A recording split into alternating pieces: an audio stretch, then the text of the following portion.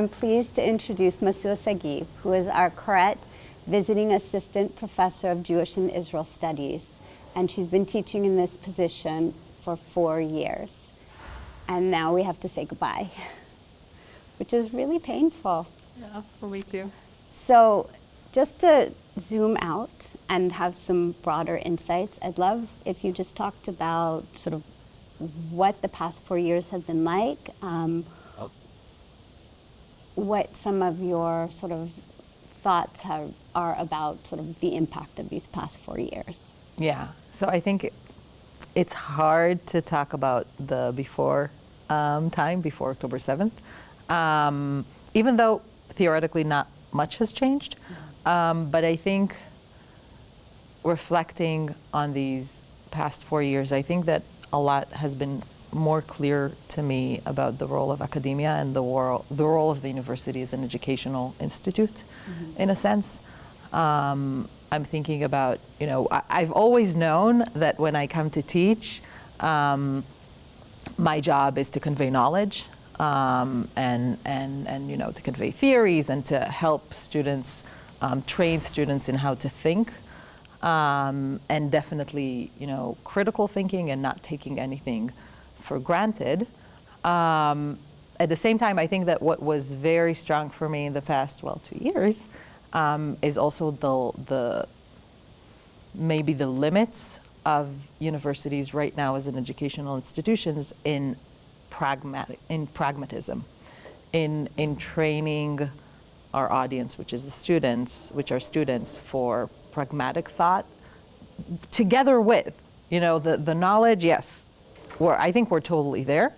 The critical thinking, I think we're definitely there. Pragmatism, I think, might have gone low a bit. And I actually brought something with me to read, which I thought, I just read it. I read it not long ago.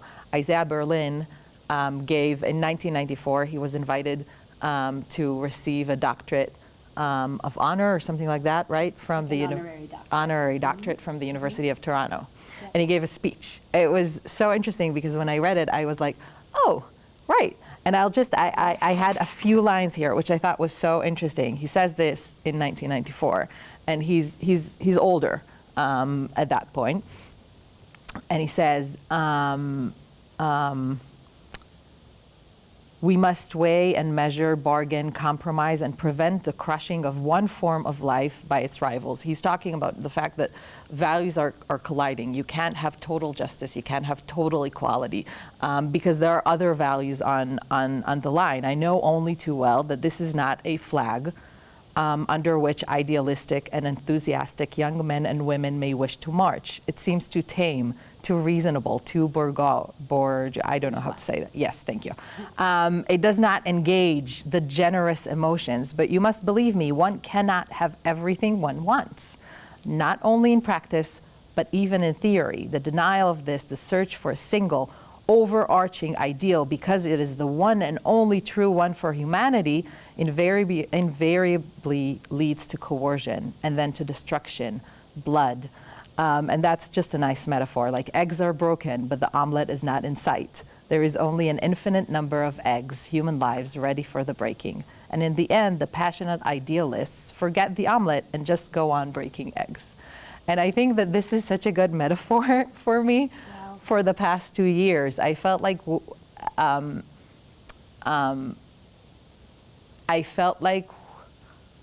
all around me, people were breaking eggs without having an omelet, which I think a university as an educational institute should be focused at. I'm not talking about Berkeley, to be sure. But can you take that a little further? Like, what do you mean by pragmatism, and where did it play out, or where was it missing here?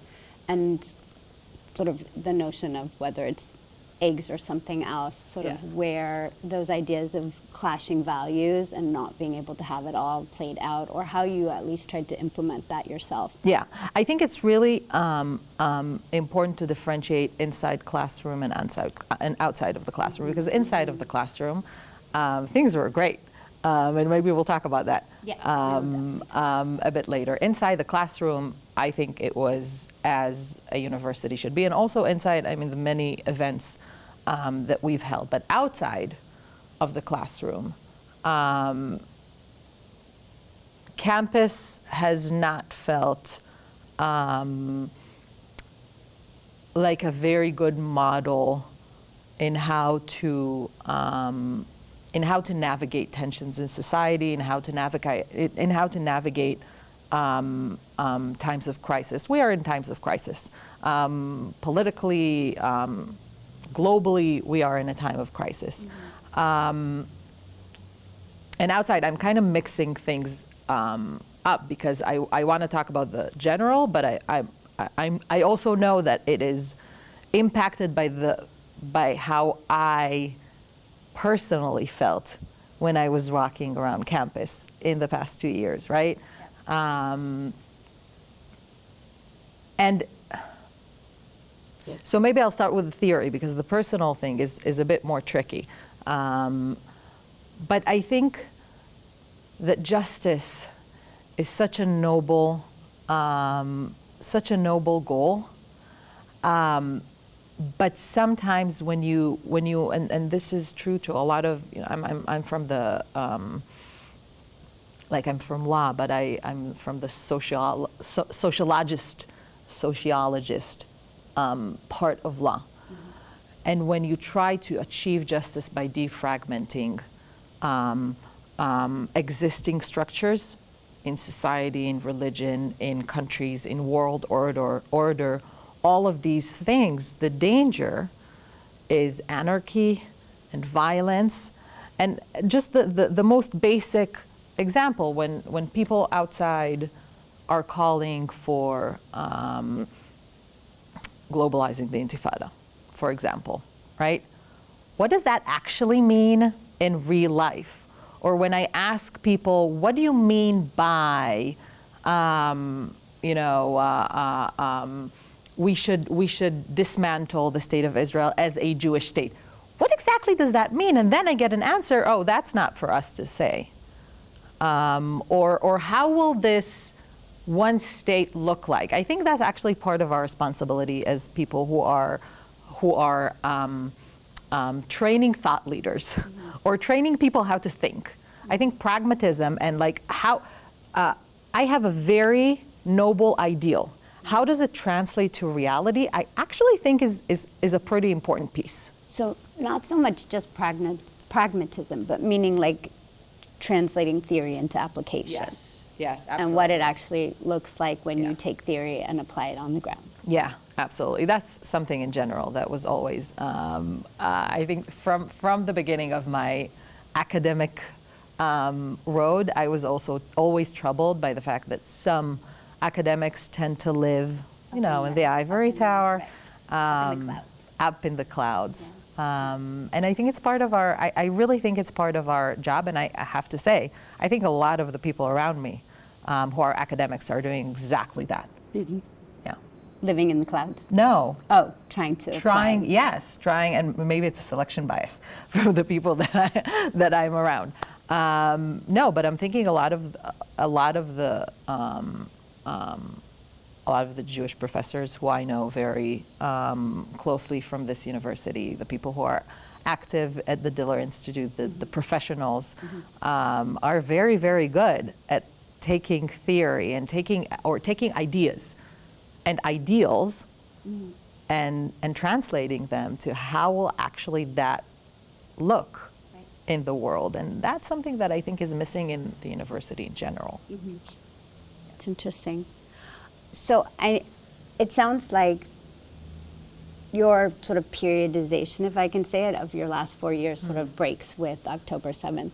But I wonder if there are other ways that you can sort of break out that 4-year period. I mean, there's the pandemic as well. So sort of your 4-year period had a lot of events. Mm-hmm. And I wonder sort of how you might think about the categorizing or periodizing of those. Yeah. So COVID was interesting because, Zoom teaching is horrible. I hope I never have to go back to that. But you know what else was interesting? I remember, was it the first year?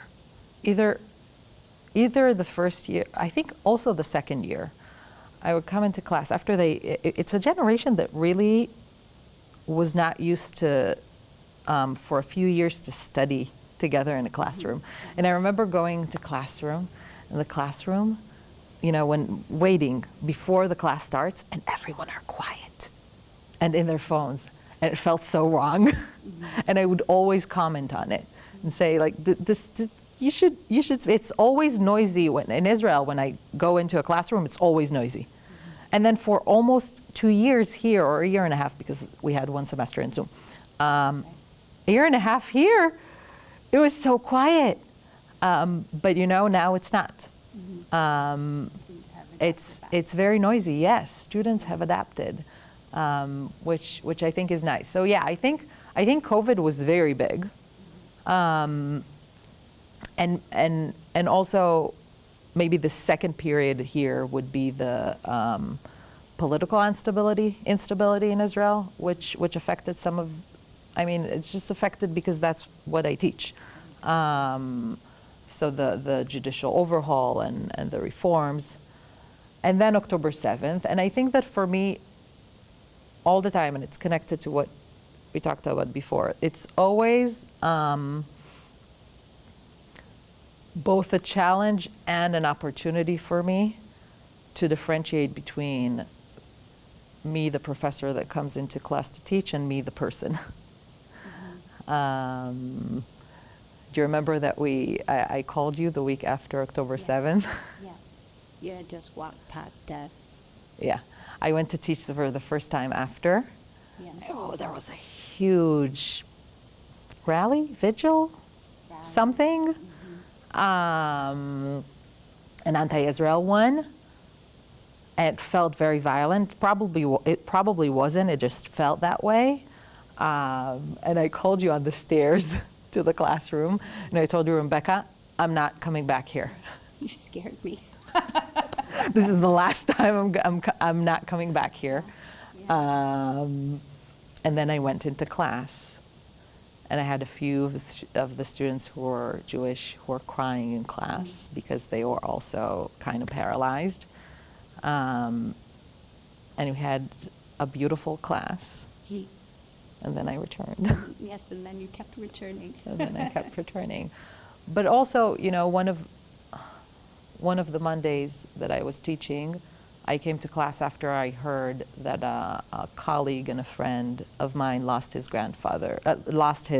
grandchild in Gaza as a soldier who fell. And in that class, I also had a few, not a lot, a couple declared pro-Palestinian students. Who also, by the way, I really appreciated them coming to a class about Israel with an Israeli teacher, right? And I wasn't sure. Do I share how I feel? Do I not share how I feel? What did you do? I did. I said. And I also, it was mid-semester. At the beginning, ever since October 7th, at the beginning of each semester, I tell the class, we are going to encounter timely issues about the war. I say at the beginning of the class, I'm an Israeli, I'm a Zionist, I'm a Jew, I'm an observant Jew, I'm pro-Palestinian. You don't trust me yet, I don't trust you yet. Let's not speak about this for the first few sessions. We need to build a community. I feel like our classes become kind of a community. And I shared and I said that I'm sure that some of it might not everyone might feel comfortable about this. I always invite everyone to share their the places that they're at. Sometimes it works. I'm sure that sometimes it doesn't. I got the opposite criticism in class. In the first semester this year, one of the students complained that I'm too critical of Israel. And she said something that I actually appreciated. She said, in a sense, this is supposed to be a space where I'm, like, you're a Zionist. This is supposed to be a space, like, because outside, I hear I'm always attacked. I come here, it's supposed to be okay. What do you think about that? It was amazing. We opened a whole thing. We opened a whole discussion about criticism, and about loving criticism, and about what's the place about what's it called, effective criticism versus ineffective criticism. I don't know if she agreed with me at the end, but I kept on criticizing Israel. Well, I think it was very obvious to everyone. It was very clear to see that I'm very supportive of Israel at the same time, and the criticism was always from a viewpoint of organizations and people who are trying to fix it, to make everything better. Right. Yeah. So you may have already brought some of these up, but I am still curious, in the classroom, what was the most challenging experience? And also in the classroom, what has been the most rewarding? Yeah, I think, so definitely the most challenging is to figure out where I am versus the material. And because it's like I chose a weird area of work where everything, I'm not a journalist, but I need to be up to date all the time, and I speak about what's happening all the time. So that was weird in this sense. I think also differentiating between the inside and the outside of the classroom was also challenging, because it's so weird. Because again, theoretically nothing changed, but I'm walking around campus and I feel uncomfortable. I feel unwelcomed. Every bathroom stall has like Israel is genociding and stop, and I shared this with you once. I went in a corridor and everything was like genocide. And then there was a sign that says free our hostages, and I was so excited because I thought it's the hostages in Gaza, and apparently it's the people who were arrested by the Trump administration and for deportation. So everything feels like a constant message that you're the perpetrator, that you're a bad person. And even this, the hostage sign, I wear this all the time, other than when I go into class. And I don't know if it was the right call. The reason why I chose not to put this was because it became politicized, and will it close the ears of students who might not be on my side? But at the same time, I'm asking myself, would it help Jewish students to see it? Because when I walk around, when I see genocide signs, I don't know how to say the word for this movement. And when I see, a Hirsch Golbert pollen sign, I'm like, I can breathe. So maybe they could have breathed better if I, as a professor, went with this. I don't know. But there are also amazing times, right? Students, not Jewish students, who told me at the end of semester that the reason that they chose. I have much more students now, the past year and a half, than I had before. The class is waitlisted, which is amazing, and on a time when people need to actively choose a course about Israel. So I think a lot of it is because the Institute is really a presence in campus.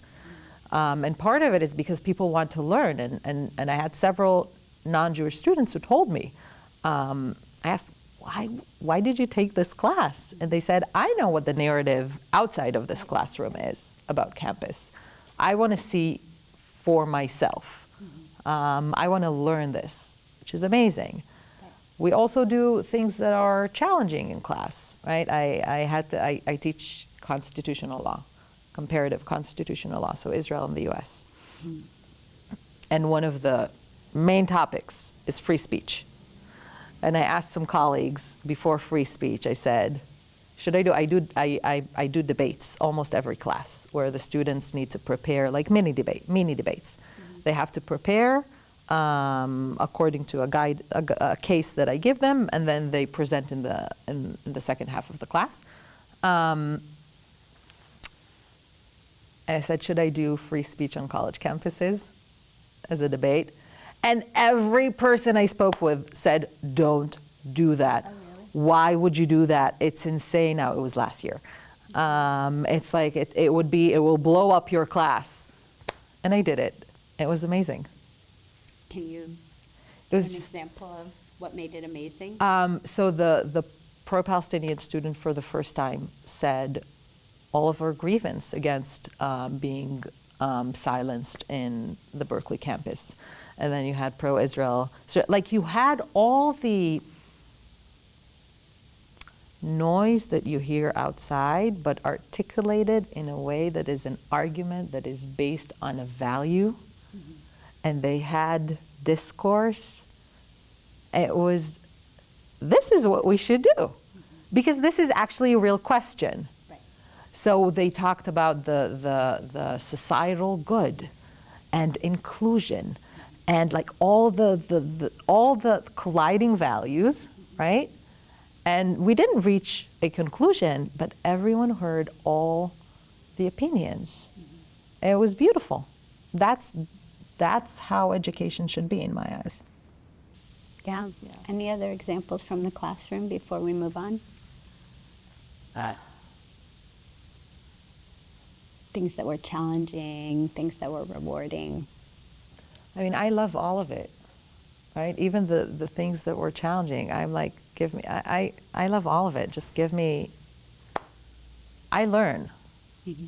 It's, every time is different. It's different. Doesn't matter how many times I teach, the first class is introduction. It's always the same. It's never the same. It's just never the same. I have the best job in the world. It's cool. Yeah. So let's talk a little bit about all of the programs that you've been involved with at the Helen Diller Institute. And you've been involved with many. Yeah. Both webinars and in person. And I wonder if you can talk about whether you have a favorite program or programs, which ones stand out to you? Yeah. So that's hard because as I tried to think, I kept having more and more programs come up. Mm-hmm. I think one definite highlight was the conversation that we had with Mohammed Al-Awshe, mm-hmm. Who's a colleague and a friend who works on shared society, who invented the term shared society in Israel, and has been working on it for 30 years now. We were speaking about things that are hard and challenging and difficult, and yet when I went out of this conversation, my heart was full and open because Muhammad is a builder. Mm-hmm. And he's, I think what I take from this program is we look at the challenges in the eyes. We're not afraid, we're not trying to push them aside, but we're also absolutely committed to trying to fix this and to build the future, which I think Muhammad is so good at. So I think that's one. There was also on the before world, I think we had an amazing program with Dahlia Lithwick. Yeah. It was a book night in a sense. Yeah, it was a book talk on her book, Lady Justice. Mm-hmm. And what was interesting there, I think, was to see how many of the questions and the issues are really in common for America, for Israel, for democracies in general in the world right now. And that tells us something. It tells us that we need to learn from each other, that we need to cooperate. You know, I think that liberals should definitely cooperate in different countries and structures. So I think that was great. Anyway, the last one that I'll say is we had a judicial reform overhaul session that we actually did the week after member of the Knesset Simcha Rothman came to Berkeley and that one of our fellows coordinated. yes. So what I thought was amazing in this is the student engagement. Like he said, one of our fellows said, I don't want to learn on this from a member of the Knesset who has a view. I want to use this as a learning opportunity. And there were tons of students who came. Yeah. And it was so, you know, it was student engagement, it was student initiation, and it was student, I think, empowering. It's really a good example on how, and I think all of these actually are really good examples how the Institute is not just not presenting as a disinterested moderator, but really giving tools to others. So I think, I think these stood out to me. Yeah, those were wonderful programs. Are there programs that were more challenging that you were involved with for one reason or another? I think, so one of the programs that was with a good friend and colleague, Manal Tutri Jubran, I think was an excellent program. I think that I would probably want to push more for the rebuild part. I think that sometimes we are very focused on saying what's wrong, and it's important. It really is important. And you know, some people, it's not Pollyannish, I think. I think it's important to build not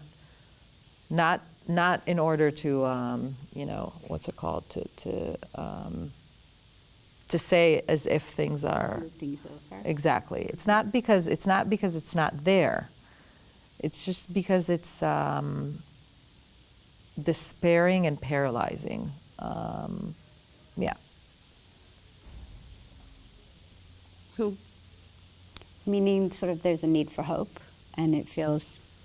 Yeah, but again, I feel like, so I'm tapping back into my cynical Israeli, you know, how we always roll our eyes about hope, which is ridiculous. At one of the sessions that I gave for Hartman, someone came to me at the end and he said, you do realize that your national anthem is like Hatikva, is hope. And you all always roll your eyes about this whole thing. But no, I think it's actually, especially in times of crisis, I think, and I think that we're, or here, I think now I think I have the words. I think that I gave Manal as an example, so I'll give her again. I think Manal, or people like Manal, in their actions, always are building and are trying to change reality with their actions. Mm-hmm. And I think that our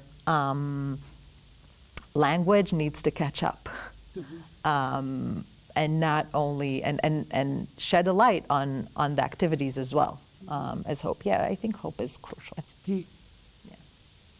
So what's your favorite role? Teacher, lecturer, moderator? And if you have one, sort of why is that your favorite role? And did I miss a hat too in the many hats you've worn? I love all of it. I love all of it. I love all of it. I think teacher probably, just because it's more of it's not a one-off. You can build a relationship throughout time, and I think that's why I would probably say teacher, because it's like not your. I'm not your usual academic, or I'm more inclined towards academia that I think is impossible in a lot of ways today. Like if I had 400 students to teach, and many professors have that, I wouldn't be able to create a relationship with all of them naturally. But I think for me in seminars, which is what we get to teach here, it's being teacher because of the relationship. Mm-hmm. Yeah. So how have you balanced, I should say that in addition to being Koret, assistant visiting professor here, you're also wearing other hats here. And you have been a scholar in residence with the Shalom Hartman Institute. So my question is framed in this way: how have you balanced your role as a Koret visiting professor here at the Helen Diller Institute, as well as a scholar in residence with the Shalom Hartman Institute? How have the roles differed? How are the skill sets different? And how are the audiences different? Yeah, I think that definitely both influence the way that I interact with the other, right? So I think that Hartman definitely influenced the way that I teach even in the classroom, and I think definitely, being here at the Diller Institute influenced how I do things at Hartman. That's for sure. In what way? In a way that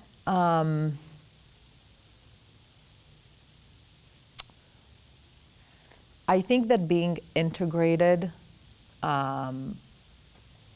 to the, I keep using the word community, but I really think it is, to the Diller Institute community has influenced the way that I interpret the world around me. So when I'm asked about campus, when I'm asked about Jewish students, right? And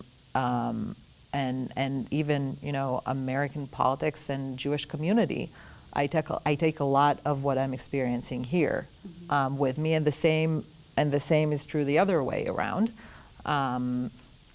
I think that the focus for Hartman on Jewish texts and text study, I've definitely taken this as a methodology to my classes, which I didn't do before. Can you tell me an example? So sometimes I just give them texts. So legal, in my eyes, legal texts in Israel are sometimes can sometimes count as Jewish texts.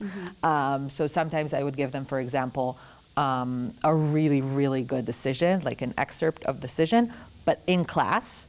And then I would ask guiding questions, and they study in small groups, what we call chavruta, right? So I'm telling them divide to 3 or 4 groups. It's a 3-hour class, so it's long. So you have to have it to be interactive, otherwise they fall asleep and I fall asleep, which we don't want to do. So oftentimes we'll do text study, and I think it really it's good for 2 goals. One, I think there's something when you read a text out loud and when you try to make a meaning for it to it with others, it's better. Like you have a better understanding of the text. I don't give just any law or something that has gravitas. For example, texts on the court decisions, the Supreme Court decisions on who is a Jew, are beautiful, beautiful texts. And also, it really helps in bonding the class together. And I know it's not my job to help them create bonds, but I think it's nice when I can facilitate some of this. I'm also curious, and particularly around October 7th, because I remember some conversations at that time, whether the spaces felt different. safer space or a Yeah. space that takes you out of your comfort zone, sort of between Berkeley and Hartman? Yeah. So I came here less physically. I used to come here a lot before and just work here. And at the first year after October 7th, I just cut it. I just came to our events and to teach. And I definitely felt safer in Hartman.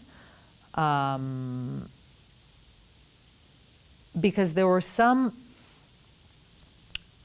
things that you know that you don't have to defend when you're around people who are, again, we criticize all the time, but we're loving critics,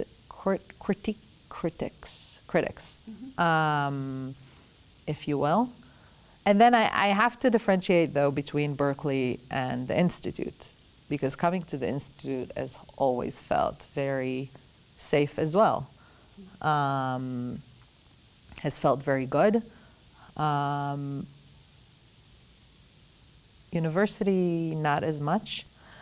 And I think Berkeley has done really well. I should say that. I think Berkeley in general has done really well, definitely as compared to other universities. I'm in complete awe to the people who are spearheading, taking care of the Jewish community and Jewish students on campus, and taking care of the liberal character of campus in general. Our professors, the institute, your leadership. It's something that I'm completely at awe and hearing from other people from other universities. That's not there. That's not to say that everything's perfect, because the public environment, which I understand, we're not going to erase we're not going to cancel people's voices. I mean, as an Israeli, I have a different view of free speech as you Americans, but I get it that there's limited influence to how the campus outside would look like. When I go to this room or a few rooms from here, I feel very, very safe. Outside, I'm on my toes all the time. Will someone see my yellow ribbon, which I'm not? I won't go without it, but will someone start yelling at me? Will someone? I don't know. Like I'm on my toes all the time. And after a while, it's exhausting. Yeah. If there was one thing on campus you could change, what would it be?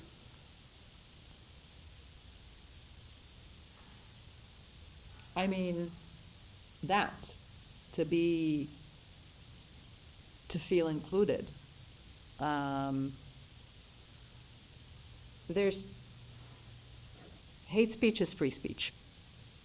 It's protected legally. I don't think it necessarily means that we can't do anything about it, because not being exposed to hate speech is a good that society offers its citizens, or not citizens in my case, but visitors, right? And if it's a societal good that we cannot give, maybe there are other ways in which we could make people more included. I think that probably there were some things, not on our level, but on the leadership level, that could have been better, for sure. You guys, you're the only people who ever contacted me. No one ever from the university asked me or contacted me, is your family okay?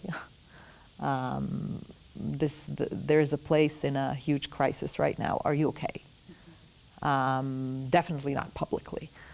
So that's, and when I said something, people would privately email me, oh, you're so courageous, but only in private. Mm-hmm. So I think that would probably be something that I would change. Mm-hmm. What do you think you'll remember most from your time here? That. Wow, everything, I hope. I also hope it'll be a continuous relationship. Yeah, I think very soon it didn't feel like being a visitor anymore. Very fast, I felt like I belonged here.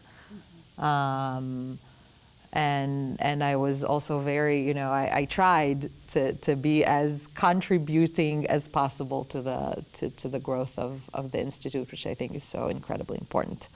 The relationships, the community, the weather. The weather I will definitely remember and cry over in the 6 months of blazing heat in Israel. Right. Yeah. Right. How about your family? What has the experience of being here this past 4 years meant for your family? And how do you think your family has changed while you've been here? There's a personal level that we're much more close knit because when you're on your own in a in a foreign country, if things are good in the family level, it's going to be much better. If things are bad, it's going to probably be worse. Baruch Hashem. For me, it's good, and it became better. I think it was a very important experience for us because we're in Israel, we're the majority. It's a humbling experience to feel what it's like being a minority. Like we're like minority in the fact that we're like liberal and observant in Israel. It's not the same. Really understanding the experience of being a North American Jew, I think is something that I would definitely recommend every Israeli to experience. I would too. You would too, right? I think it shifts your view. Yes. And how you understand your place in the world. It really is. I'm just, every time that I think about how I'm going to convey this, it feels it feels huge. And I think it's so important. Even I speak with my mom sometimes. I speak with her a lot, but sometimes I speak about this.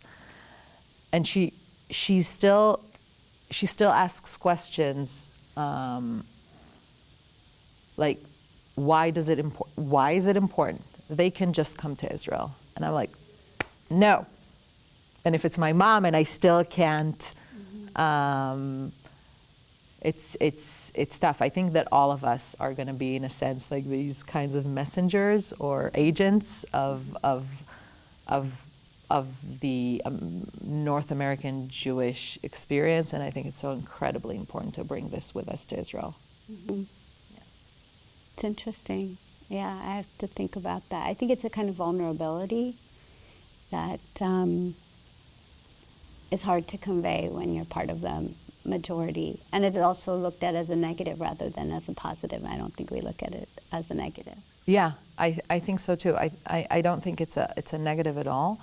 It's also a humbling experience to understand the limits of your power. I think it's the whole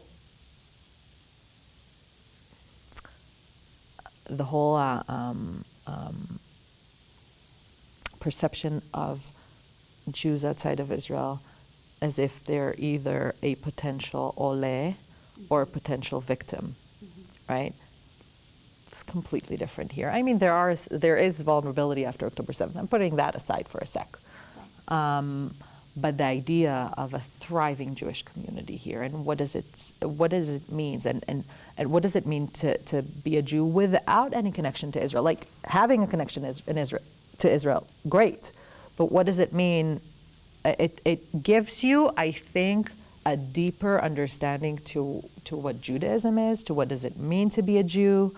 I think it's complementary, right? I think that both angles are important, but definitely, yeah. Yeah. What do you think the transition back to Israel is going to be like? Well, I'm giving us a year until we feel, when we came here, it took about 6 months. I'm thinking it's going to take a year. I'm very excited about a lot of things. I'm excited about going back to Hebrew. Hopefully I won't be too slow on the Hebrew. I'm excited about family. You know what? It'll sound funny. You know what I'm most excited about is just openly criticizing the government without having to give like 10 caveats. Just know that I'm a Zionist, and know that I'm this, and know that I'm this, and know that I'm objecting, and know that. Just like being in a few months ago, I got an invitation from Brown University to give a lecture there, and I went there.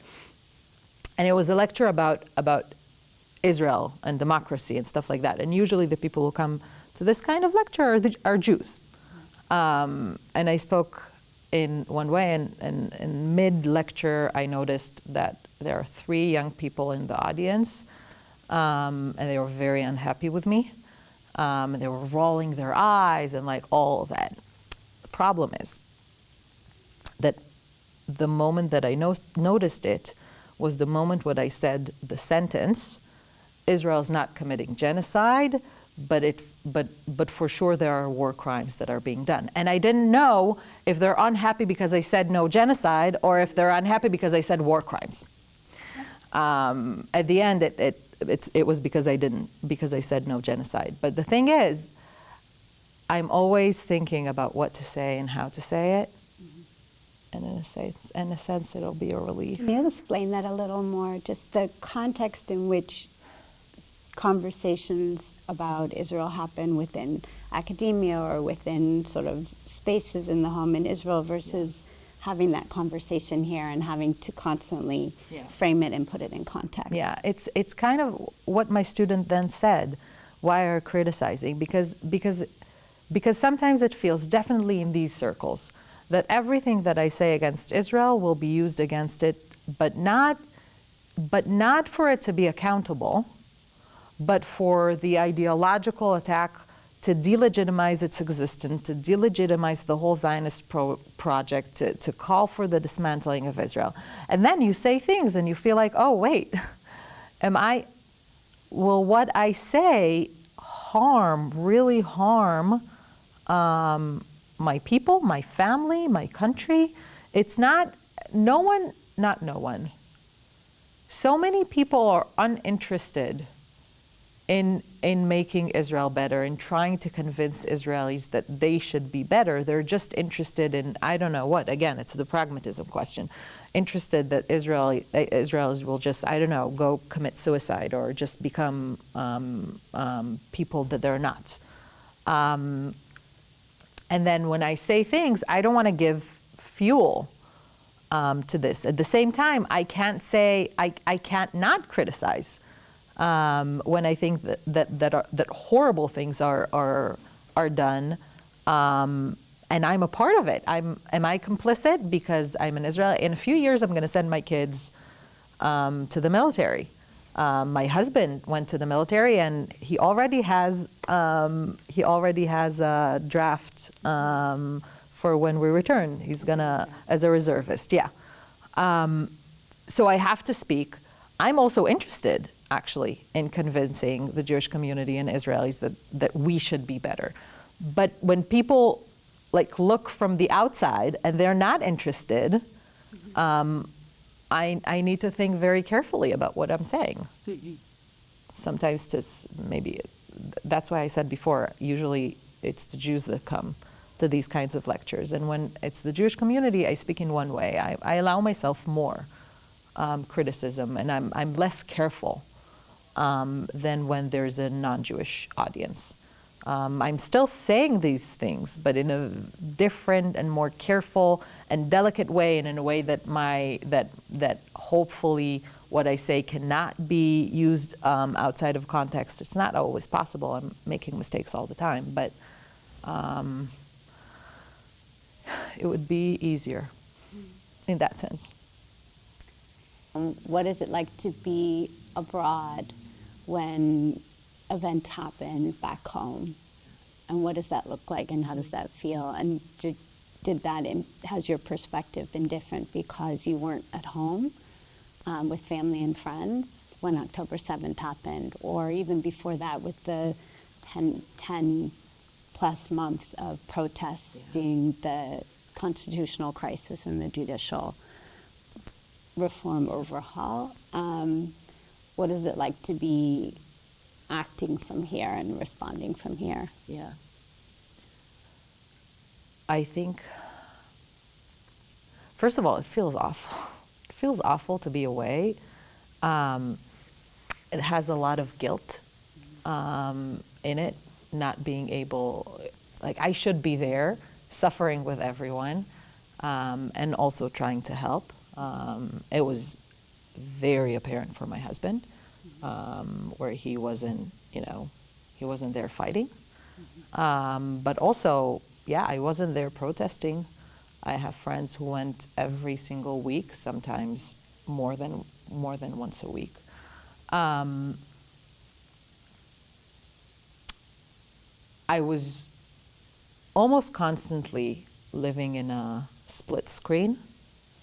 I think I might, from now on, I think it might stay with me, because I'm pretty sure that when I go back to Israel, I'll still have the screen, but it will be on this side. And I think it's part of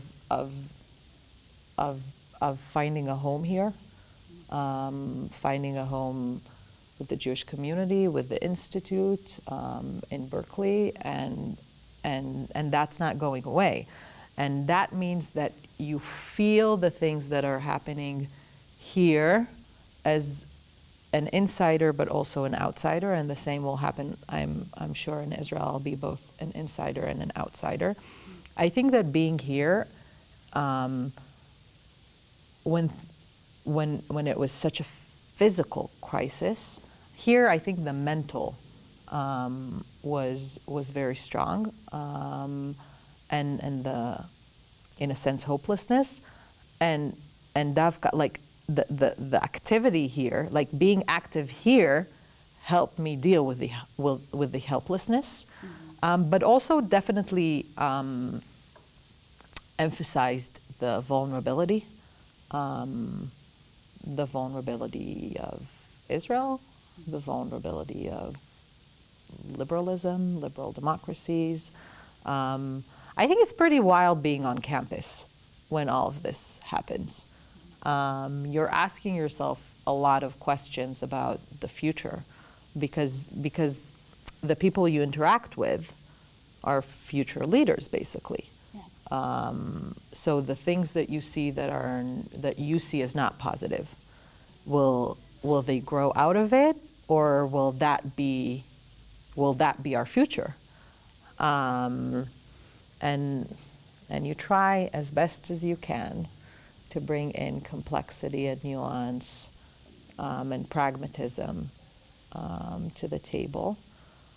I don't think that the guilt will ever go away of not being there. I think that I hope that I try to do as much as possible to help, will sound like a cliche, to help the Jewish people. And specifically, everyone I interacted with. Mm-hmm. What advice would you offer to future visitors coming to the Institute and to UC Berkeley? Yeah. I would say don't be visitors, in the sense that, like, integrate. Don't just come and say, I'm just gonna do what I need and I'll leave.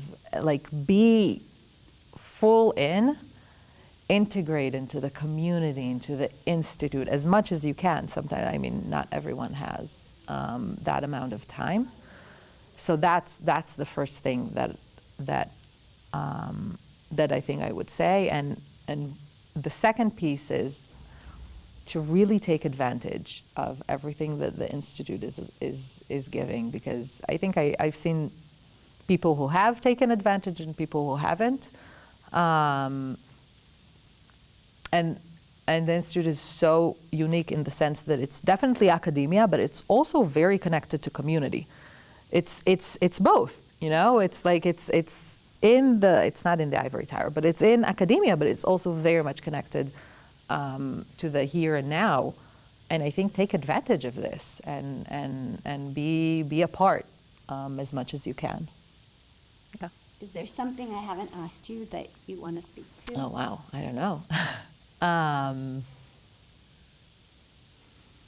No, I don't think so. Maybe again, I'm just grateful, I think, for everyone opening not only, you know, their professional side to me, but also their hearts. I think I think I was here in a weird period of time, and all of us are much more, how do you say it? Like closer to the skin, or how do you say it? Raw. Yeah. Raw. Yeah, it's there's a More vulnerable. yeah, maybe again I always translated Hebrew Hebrew phrases to English in the class, and it always came out wrong. But it was entertaining. How would you say this? כאילו קרוב לאור, but it makes no sense. Close to his skin? Yeah, again, it makes no sense. Like it's close to Again, better than translating swallowing the frog, as I did with my students. Makes total sense in Hebrew. I'll just tell you that, or other things. Right. But I mean, it was entertaining. I'm just very, very grateful. It was a weird period of time, and I think that I wouldn't have. I mean, I felt not being in Israel, but if not being in Israel in a time of crisis, this is the best place I could have been in. So I also want to tell you, we've had visitors come and go and come back again, and we love that. And we've had visitors who have been here for long periods of time, but we have never had a visitor here for 4 years teaching and investing and contributing in the way that you have. And you're irreplaceable, and we're going to miss you very, very much. And your contribution to our institute has also made it grow and really thrive. And I can think of all the programs that you mentioned and others where you had an impact and where you changed the conversation or moved the conversation and moved the needle forward in really probing and asking tough questions and really exploring issues in deep and meaningful ways. And in the classroom as well, your students rave about you, and you're going to be terribly missed, and we welcome you back whenever you want to come back. Thank you so much. Thank you very much.